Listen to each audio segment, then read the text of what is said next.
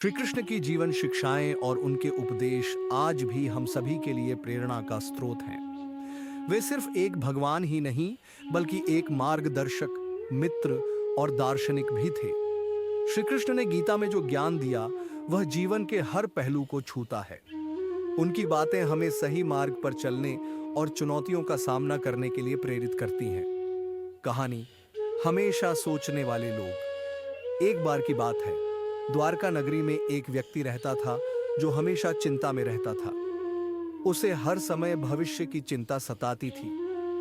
क्या होगा स्विंगल, अगर ऐसा हुआ तो मैं ये काम करूंगा, लेकिन कहीं विफल ना हो जाऊं। इस तरह के विचारों में वह हमेशा खोया रहता था। उसकी चिंता इतनी बढ़ गई कि वह जीवन के हर सुख से वंचित हो गया और अपने कार्यों में भी सफलता नहीं पा रहा था। उसने सोचा कि वह श्री कृष्ण के पास जाएगा और उनसे इस समस्या का समाधान पूछेगा। वह व्यक्ति श्री कृष्ण के पास पहुंचा और बोला, हे प्रभु, मैं हमेशा सोचता रहता हूं और अपनी ही चिंताओं में फंसा रहता हूं। मैं जीवन का आनंद नहीं ले पाता। कृपया मुझे इस समस्या से मुक्त करें।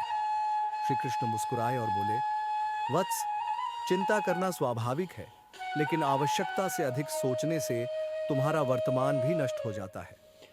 जब तुम्हारा मन लगातार भविष्य की चिंता में रहता है, तो तुम अपने आज को खो देते हो। फिर श्री कृष्ण ने उसे एक उदाहरण के माध्यम से समझाया। देखो, जीवन एक रथ के समान है।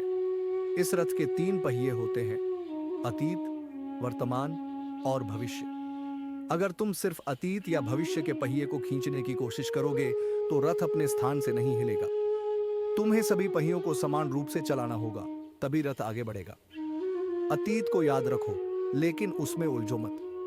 भविष्य की योजना बनाओ, लेकिन उसकी चिंता में मत फंसो।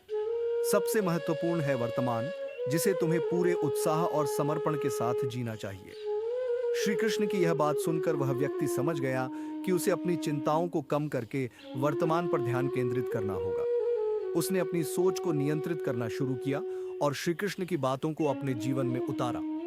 धीरे धीरे उसकी चिंताएं कम हो गईं और वह अपने जीवन का आनंद लेने लगा। शिक्षा: यह कहानी हमें यह सिखाती है कि हमेशा सोचते रहने और चिंता में डूबे रहने से हमारा कुछ भला नहीं होता।